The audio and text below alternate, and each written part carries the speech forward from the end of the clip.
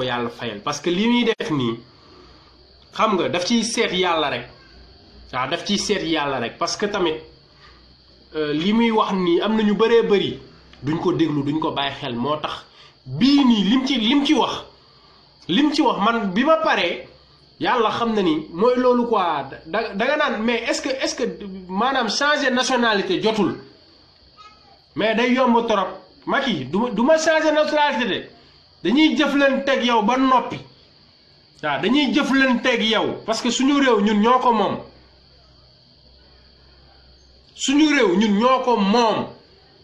Cheikh Diop mii xaru barki démb yàlla na ko yàlla yërëm jéggal ko yàlla na ko yàlla jéggal wax dëgg yàlla immolation ñaanuñ ko kenn di ko def parce que comme ni ma koy waxee rek ñun ay jullit lañ te daa am loo xamante ni tey dañu koo yaree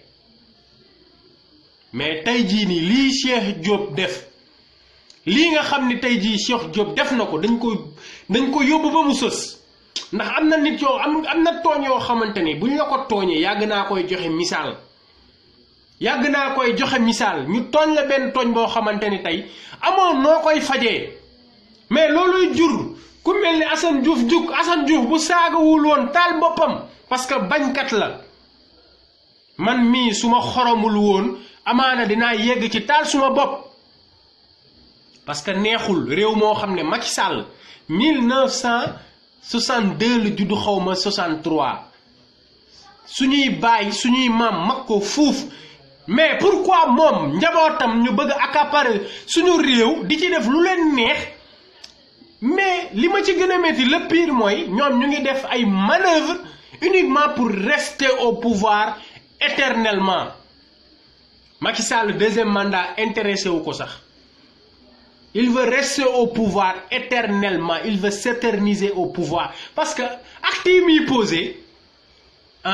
c'est digne des dictateurs des années 70 années 80 Macky Sall époque boobu la ñu delloo 40 ans auparavant Macky Sall ci loolu la ñu delloo Macky Sall du nitu dara dama leen di may benn vidéo boo xam ne Macky Sall ci boppam ngeen déglu ko avant li mu doon wax ci Abdoulaye Wade.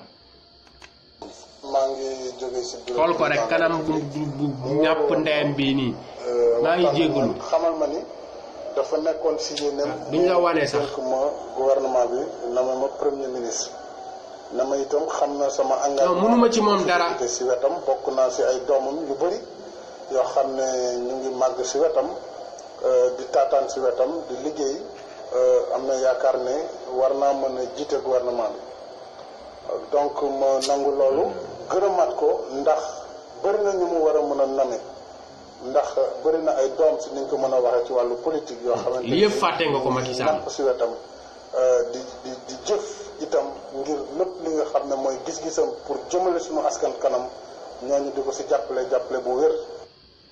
kon ngeen xam ne moom mosuma bañ a sóoraale ci lenn te jiituwuma fi ëpp ma fi xam-xam donc loolu mu koy def ba yàlla def mu yóbbu ma def ma directeur général Petrosen. kii du nitu dara. ñu toogati diir mu woo ma pour yóbbu ma ministère de l'énergie des mines et de l'hydraulique première rentrée te amu si lenn lu ma ko laaj chaque fois mooy woo ñëw ne ma Macky je veux que nga dem fii bi ma demee énergie mine ñu dem accident bi am mu tegal ma. kii kay unku yee ko tane. kii mu diis. barki yàlla unku yee ko gën. ci génnee barki yàlla. Idrissa Seck di former gouvernement moom moo ma woo bureau la première fois ne ma toogal muy defar gouvernement boole ma ci pour ma koy jox xalaat ci koo xam ne ministre nga pare laaj ma loo ci. Abdoulaye Wade xoloman rafet bu xolom bonoon kii du mës a doon président. kon xanaa ma des fi ma newoon. muy xat bi mu doon ndax maa ngi la ciy liggéeyal te yaakaar naa ni secteur la boo xam ne je me sens à l'aise mu ne ma kon je vais te mettre ministre d'État parce que ça anoblit comme ça tu vas être premier sur la liste après le premier ministre. loolu la ñu nekkee dénk ma cadre parti bi ñuy dem di dem ba jëmmi jamono mu woo ma te loolu aussi dañ ko war a leeral pour l'histoire keroog assemblée nationale boo gisee ñu def li ñu def dañu bëggoon wane ne itam tey jii assemblée bi sa assemblée la les députés sont derrière vous et soutiennent le processus de l'organisation de la conférence islamique et c'est à l'unanimité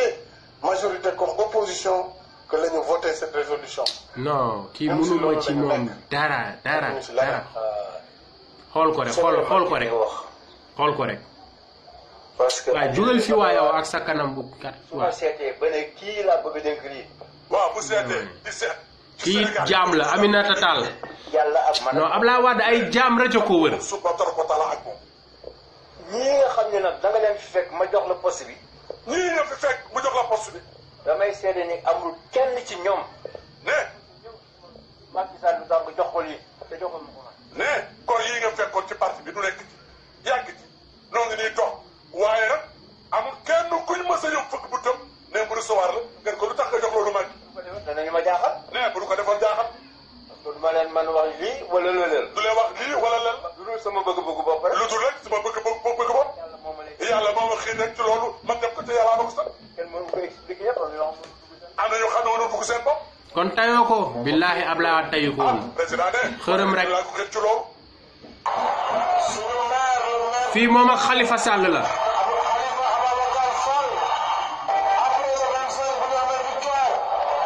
waaw.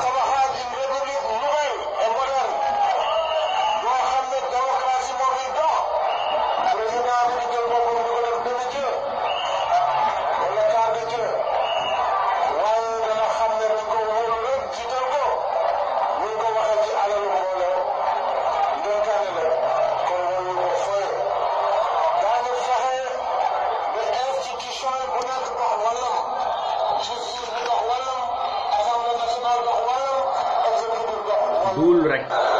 qu'est-ce qu'il est mou l'enculé. billahi c'est plus que n'enculé quoi franchement parce que tamit lii yëpp boo ko dégloo maanaam kii ban xeetu nit la man mus naa gis ay mbaam ay ordure fumier lépp mais Macky Sall honnêtement man amatuma qualificatif quoi parce que c'est un traître, c'est un lâche, c'est un voleur, c'est un menteur te loolu yëpp ñun du bañ koo taxan du bañ ko moo tax moom moo ko fi wane Macky Sall c'est un traître prouvé naa ko léegi deux vidéos yi ma wane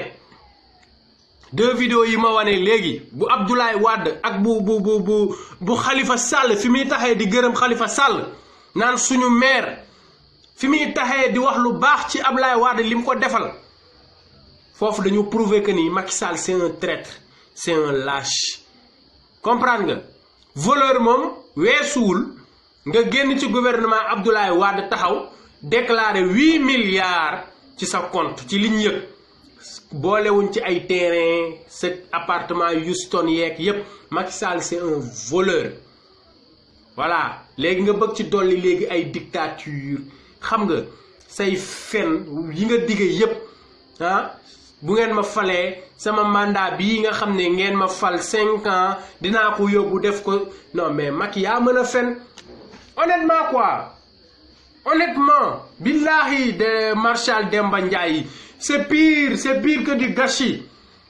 le gâchis même xam nga mooy loolu quoi lii désolation totale la Macky Sall massacre la pour un peuple comme le Sénégal ñun mérité wuñu yii franchement mérité wuñu am président bu mel ni Macky Sall man dama jàpp ne Macky bi muy falu ñun tayuñ ko woon bokk ah man de wax dëgg yàlla boobu tax ànduma ak moom voté wu ma nag voté wu ma parce que Abdoulaye Wade en ce moment diabolisé nañ ko mais c'était de bonne guerre parce que ñi ko waroon ñëpp ay ordure lañ tamit waaw ñi ko waroon ñëpp genn wàll gi yëpp duñu nitu dara dañ ciy dellu soit à chaque fois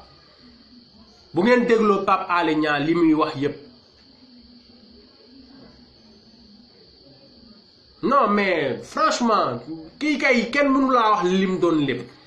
vidéo yi du jeex li ma yor ci vidéo yu mel nii du jeex da nga koy seetaan mais da nga naan nit naka la mën a ñàkkee sàmb kàddoom comme Macky Sall est-ce que nguur jar na lii mais ñun jeunesse duñu wax sax jeunesse kese toute tranche d'âge képp koo xam ne sa kàttan may na la ko bu gàmmu gi weesoo na ngeen pare ndax bu gàmmu gi weesoo ah dëkk bi dina yëngu de man maa leen wax loolu nag ndax Abdoulaye Wade ci yoon bi Abdoulaye Wade ngi ci yoon bi te du Abdoulaye Wade kese ñu nit ñu ngi ci yoon bi ñeneen ak ñeneen ñu ngi ci yoon bi nañu waaj étudiants yi tàmbale nañu Macky Sall duñ la may dara na gàmmu gi weesu rek billahi tu ne dormiras plus tu ne dormiras plus Macky Sall non haute trahison moom xoolal suñu constitution waxul lan mooy haute trahison mais man dañ ko war a juger tout court Macky Sall dañ ko war a juger dóor ko lu mu dee ñaataat la am 50 ans xaw ma ñu dóor ko at ay atam rek waaw nañ ko dóor ay atam rek 50 ans baax na waaw 50 ans de prison nga xam ne day am yaakaar génn bés mook jabar jëpp ñu tëj ci biir ba damm caabi ji kee dugg nag kee dugg voilà kee dugg lañ leen di yóbbu parce que Macky Sall du nitu dara jël na suñu réew jaay delloo ñu ci muumu jaam genre Macky Sall yii ñooy Blaise Diagne démb mooy Blaise Diagne démb Blaise Diagne taxawaay bi mu amoon ay privilège nekk député noir xam nga di jël suñuy maam di leen enrôler de force ci armée française ñu leen doon wax les tirailleurs sénégalais mais ñooñu ak Macky Sall mii ñoo bokk deret am na loo xam ne dee moo ko gën am na loo xam ne pour man dee moo ko gën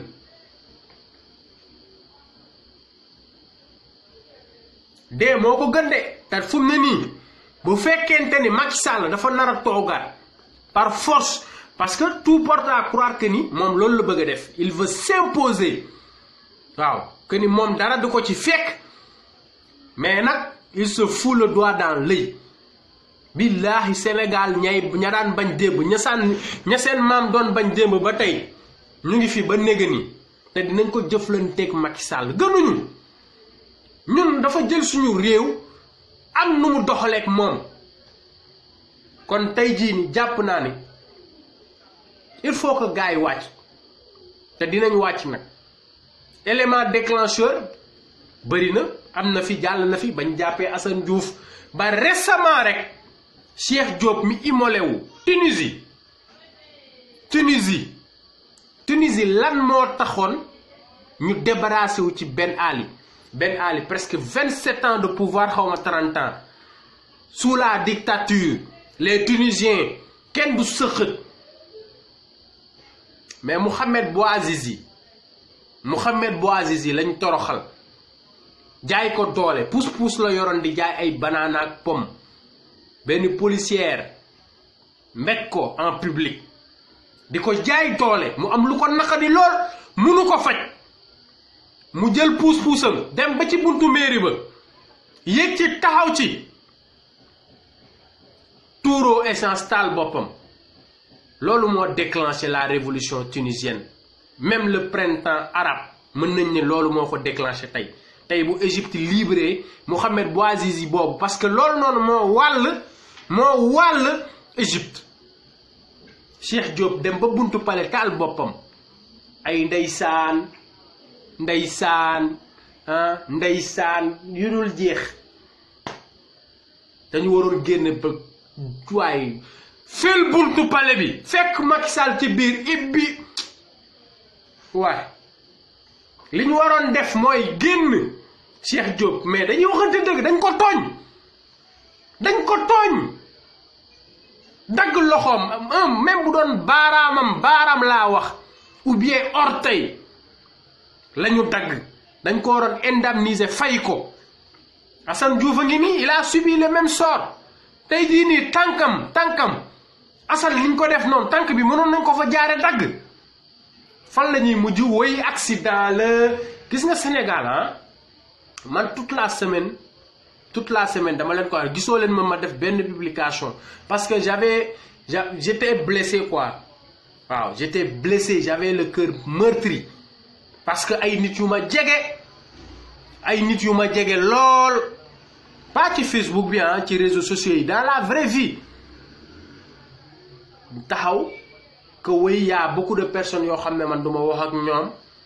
parce que ci man la naa xool sama bopp kenn ku ci nekk ma jël la ñi lim noonu man ñoom ñëpp man maa leen blocus man réseaux sociaux comme ni ñuy bloquer Facebook man dans la vraie vie non laa lay bloquer nag man noonu laa mel note de nature su ma gisee li ngay dox doxuma ci nuyoo sax dama koy supprimer waaw ñu ne dama radical da nga nangam di ma wax waxin ay da ngay masla da ngay naxante pour nit ñi parce que boo bëree noonu mais je m'en bats les couilles ma bëri noonu ou pas sallallahu alayhi wa sallam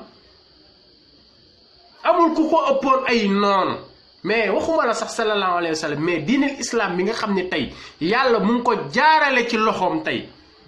mais ñaata nit a taxaw détester l'islam ah ñaata nit guddi yuñ toll nii man kenn mënul wax ba ma doon naafiq honnêtement quoi te ñiñ ma limal ñiñ ne man ak ñoom ñëpp dama leen waaw duma leen tudd duma leen taal mais man ñoom merewuñ ma man maa leen mere ñoo doxul ci dëgg nga wax leen dëgg ñu soppeeku honnêtement quoi dëgg mës naa dégg oustaz Taïb Socé ne dëgg bu ñaaw amul dëgg la dëgg la ay dëgg gi ni nga ko waxee dëgg gi nangam dëgg tant que mu ngi doon dëgg rek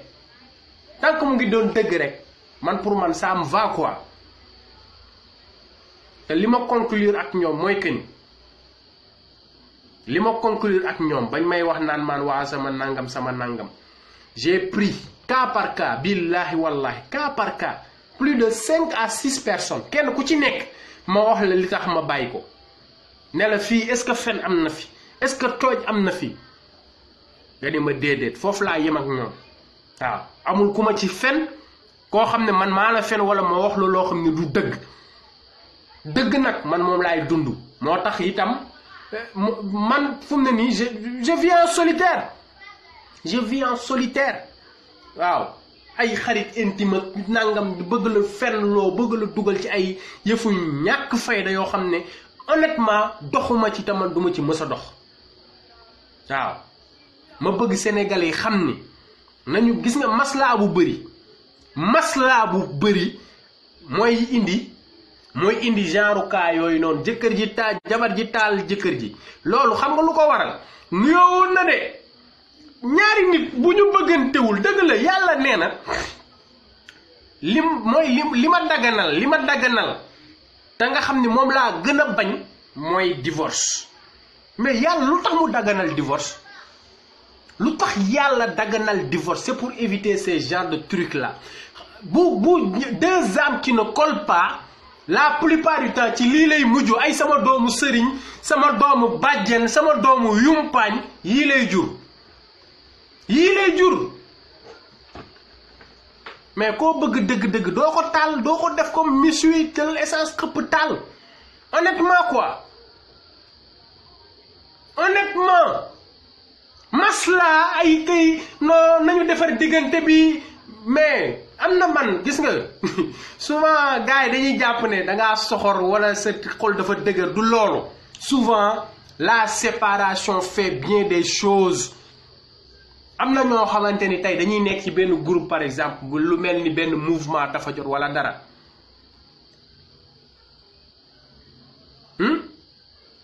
billahi Alioune Badara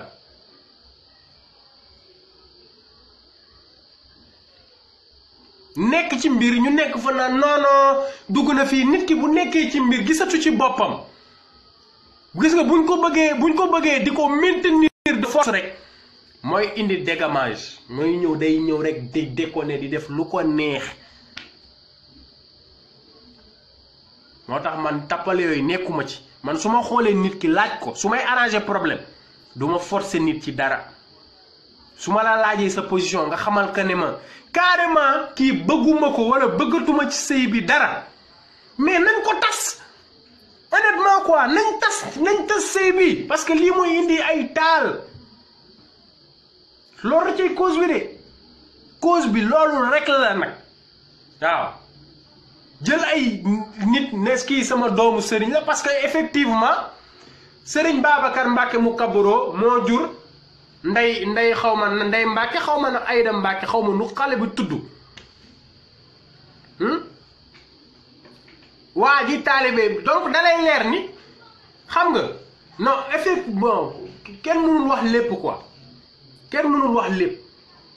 jël sa doom ay sama doomu sëriñ jëlal demal nga sëyi kooku kan moo leen wax ni bëggoon na waaji kan moo leen ko wax voilà parce que meurtre avec préméditation la léegi pare nañ masla moo ñëwaat encore papay xale bu jigéen bi moo dem defar waaji moo ko taxawu way moo ko jullee non mais lu ci suñu yoon ana procureur dëgg la mën nañ ko dawal yërmande mais yoon dafa war a am Sénégal nag tant que bàyyiwuñ tappale waaw yenn maslaa yu bari waxuma maslaa yi baaxul de mën nañooy masla am na ñoo xam ne parce que comme ni ko Youssou Ndour wéyee woon rek duma topp diw soo ko déggee dafa fekk ne fa ngeen jëm moo soriwul koo xam ne fa ngeen jëm soriwul kooku mënees nañoo masla ak moom man loolu lay fonctionner koo xamante ni wax dëgg yàlla man kii tey jii nii wala gan la rek 1 mois mu ñibbi kooku dinaa ko muñal dama koy muñal amul problème dinaa masla ak moom mais koo xam ne dafa ñëw sancaan si ngeen war a dëkk à une durée indéterminée ngeen war a nekk ci benn bërëb kooku nga bëgg mu wan la ay jikko saay-saayam nga ne non da ngay masla àdduna amul solo ak am solo non mais c'est homicide involontaire pako c'est loolu sax dafa yooyof lii meurtre avec préméditation la jarul sax jàng wala nekk inspecteur pour xam ni elle avait prémédité son acte l'essence n'était pas disponible sur place essence bi lan la doon def ci néeg ba wala ci kër ga ba ñoxor njaay xërëb mu sotti ko rek kos préparé woon na kuwam meurtre avec préméditation kii amul maa ngi dem te ñëw homicide volontaire la meurtre la assassinat la waaw donc yii amul masla quoi force reste à la loi léegi nag dañuy bàyyi ba mu feral ñu door ko juger man gisuma ci problème xale bi deful dara l'enfant n'a rien fait pour aller en prison avec sa mère wax dëgg yàlla deful dara mën nañ ko may mu nekk résidence surveillée ba xale bi fer ñu jël ko def li yoon wax mais yii il faut que ça soit un exemple pour tous parce que tamit baroon sànq bi ma nee dinaa la waas loolu la parce que dama gis ne kuñ fi jël bantu bale caw ko jigéen ñi nga taal live tem ko bii nag gisuma nga tem ci te waroon nga cee tem système moo taxoon ma ni dinaa la waas voilà parce que gis naa ni léegi da nga far ci jigéen ñi totalement quoi voilà gis naa ni da nga far ci jigéen ñi ah mardi nag na nga ko tem ma dugg wax ci li ma ci xam mardi na nga ko tem incha allah parce que lii jaaduwul man pour man jigéen boo demee sa jëkkër di la dóor kenn du cautionné góor buy dóor jigéen kenn du ko cautionné voilà man tey jii nii jigéen boo xam ne man lañ ko bàyyele wala suma doom ma mayee ko ñu koy dóor sëy boobu dama koy tas amul maa ngi dem te ñëw parce que bu fippoo aussi mën na jur yu mel nii da ngeen di wax lu leer du pour dóor pourquoi dóor mën nañ ko fajee neneen delloo ko ay waajuram wala nga woo ay waajuram ne leen kat lii ak lii lay def prochainement dinaa jël ay mesures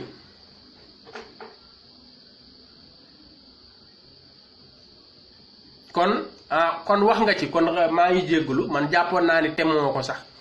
man dama jàppoon ne parce que altine la am mardi gisuma nga tem ko lool rek la maa ngi jéggulu kon baron voilà kon jàpp naa ni nuñ koy waxatee nañu gën a delloo si suñu xel bu wàññi maslaa bi waaw dëgg gi bu dëgg amee rek nañ koy wax te yàlla rek tax nañuy wax dëgg rek te yàlla rek tax vérité yoonu dëgg Youssou Ndour wayaat na ko yoonu dëgg boo ko jëlee danga ci di nga néew ñu lay wéttali waaw man moo tax biñ ma waxee ni j'ai trop d'ennemis je me suis créé trop d'ennemis am na ñu bëri du ñu wax ak man mais man moom personnellement dama jàpp ne ak sama aqulaay temps la ci li ma nekk laa nekk mooy dëgg ndax dëgg neex na xàmmee dëgg du moroomu fen dëgg boo ci nekkee di nga xam ne danga ciy wét sa ndey sa baay ñëpp dañ naan non yow talal say njaboot talal sa ngam talal sa nii da nga tàng deret ñëw yow da nga naqadi deret yooyu rek ngay dégg te du naqadi deret waaw dëgg la yàlla bëgg yàllaa ne moo ñu sant ñuy wax dëgg yàllaa ñu sant ñuy nekk ci dëgg bu la ay naafiq wéree nag man duma leen may dara de naafiq duma la may dara je te confonds billahi wallahi boo defee loo xam ne du noonu damay ñëw ba ci yow ne la sawaay lii ak lii ñi ngi ko defee man gisewuma ko noonu nii laa ko gisee te lii nga def ni yëfi naafiq la du dëgg dama la koy wax nga mere ma ci nag c'est ton problème su ma gisee ni yow yoonu naafiq nga jël ma blocus la non ban ragal wéet jamais du ma ragal wéet man je préfère la solitude que d'être entouré d'hypocrites et de lâches parce que ñooñu ñoo lay gasal kàmb man wax naa leen ko avant may ab jàppante gaa yooyu noonu ñëpp problème yi ma fi am yépp billahi ay sénégalais ñoo la ciy dugal ay masla pour plaire les gens les trucs de ce genre xam nga non mais c'est grave jigéen ñi tamit nañu xam ni jëkkër sang la comme ni ko Baron waxee jëkkër sang la jëkkër dañ ko war a tarbiyu jëkkër du moroom aljana yi soxna mu ngi ci loxol borom kër sa borom kër bu la gërëmee gërëm gu dëggu te sincère sa aljana dafay leer waaw nañu bàyyi ay ragal wujju xam nga ay ragal wujj ak ay duma bokk jëkkër pourquoi xaaral ma woon leen benn image boo xamante ni bugguma woon partager photo bi mais dinaa leen ko wan képp koo xam ne nag buggoo dangaa sensible damay prévenir d'abord képp koo xam ne dangaa ragal gis ay deret ak yooyu ngeen may ñu mën ngeen génn 1 minute rek ngeen duggaat voilà donc li ma leen di wan benn waay joo xamante ni jabar ji daf ko fekk ba mu tudd rek mu siddi awram waaw donc image réelle la nag du montage du dara voilà gis ngeen kii ni ko jabar ji def gis ngeen ko nii voilà donc c'est très grave ni jigéen ñi nekkee xam nga mooy loolu quoi c'est parce que 1 2 3 góor ñi nii mais jigéen ñi aussi niñ nekkee franchement sa jëkkër taxal la wujju kese nga dem jël armoire bi jesner yeeg mbasin yeeg yépp jël ciseau di xotti fu ngeen teg loolu fan ngeen teg loolu laa bëgg a xam man fan ngeen ko teg yàlla moo ne taxal ñaar ñetti ñeent forcé wuñ ko kenn nag wax dëgg yàlla te ba nga ciy dugg itam mooy loolu saay bu demee takk itam tasal sëy bi génnal ci sëy bi nga dem sa yoon tasal sëy bi nga ne ko man du ma wujjee comme taxal nga ma wujju man je fiche le camp jóge foofu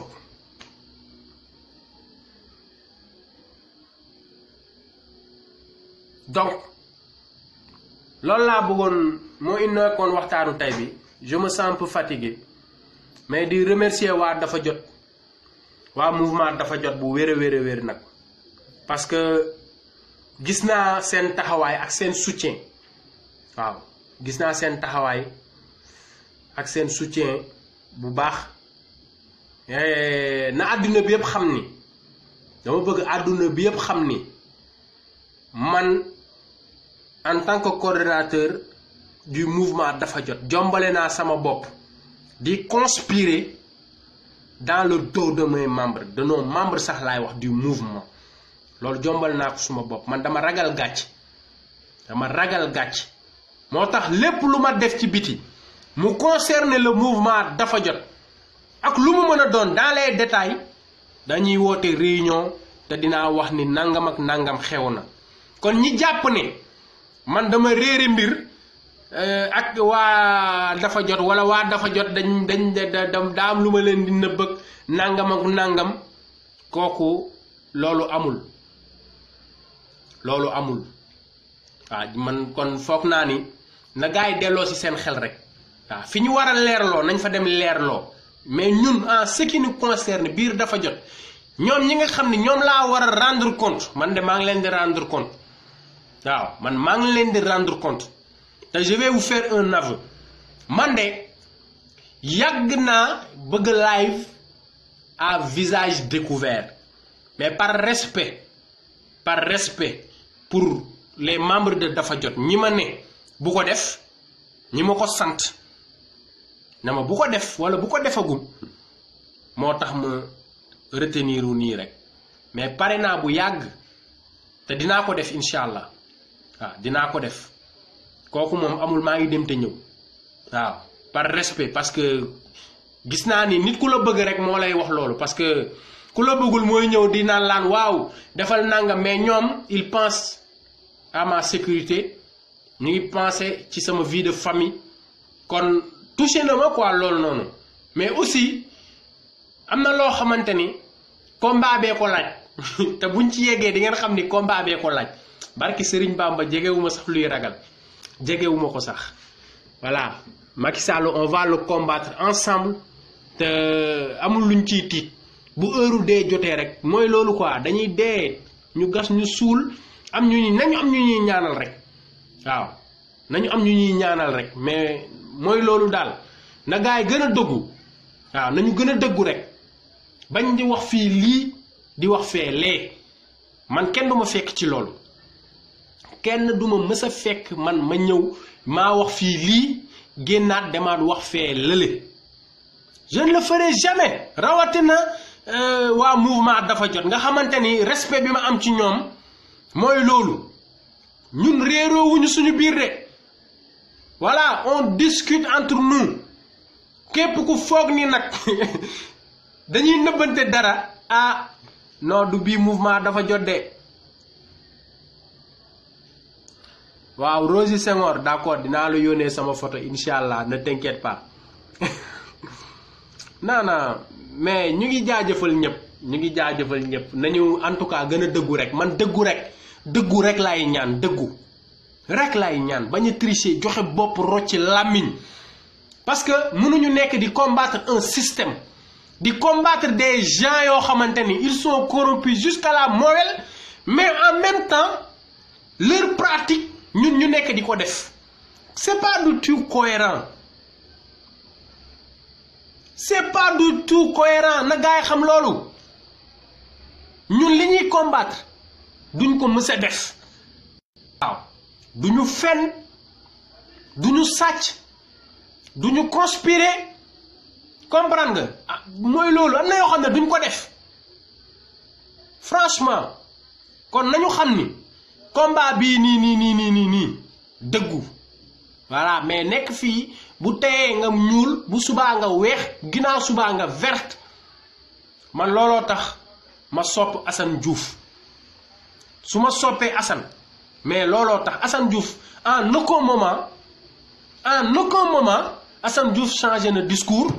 xam nga wax na lii tey subaa mu ñëwee muy tempérament dëgg la taal na live teg ay nongoloom di béggee loolu du changement de discours de loolu changement d'environnement la maanaam décompresser un peu waaw jaajëf ñu ngi jaajëfal ñëpp waaw ñu ngi jaajëfal ñëpp merci beaucoup Prince Ahma Gueye Biram Penda Njéemé maa ngi lay jaajëfal yow tam jaajëf Maram Faye jaajëfatee Awa Diop waaw gis nañ loolu jaajëf Aline Badara One Love sa taxawaay rafet na maa ngi lay félicité bu wér a wér Aline Badara Mbuub maa ngi lay félicité di félicité waa mouvement dafa jot gépp Maram Faye mention spéciale à madame Mayga ak Dada Ndour Lamine Gueye Ndiaye Wësëm Fadi Saw xam nga Thiès Diène combat bi ñuy def nii endurance la waaw moo waral à chaque fois waxuma ñiy bàyyi ñi nga xam ne déggatuñ leen dañoo daw wala dara parce que foofu lañ mën a yem ci combat bi du leneen endurance la waaw marathon la bokk marathon très bien xam nga li ñuy wax marathon ñun moom lañ nekk di def parce que yombul 1 an tey 1 an 2 mois ñu ngi tenir di live 1 an 2 mois dawuñ benn yoon suñu waxu démb mooy suñu waxu tey seuls les constants ñoo mën loolu ñi ko mën bëriwul de ndax dafa jot tamit ba muy tàmbale am na ñu ko tàmbale woon ñu ngi leen ciy jaajëfal ña tàmbale woon mais liggéey boo gis noonu la ñii dañuy dem ba ci biir ñii di wadd xam nga ñii am nekk ci yeneen seen jot mayetu leen ko yooyu sacrifice nag tey jii moo waral ñu téye combat bi ba néga ni man de yegg naa ci combat bi foo xamante ni tey honnêtement mënatuma dellu ginnaaw te duma dellu ginnaaw aussi donc ñu ngi leen di jaajëfal bu wér ma xool ndax dinaa am benn vidéo ma xool vidéo Macky Sall bi muy wax ne ma xool xaaral ndax mu ngi fii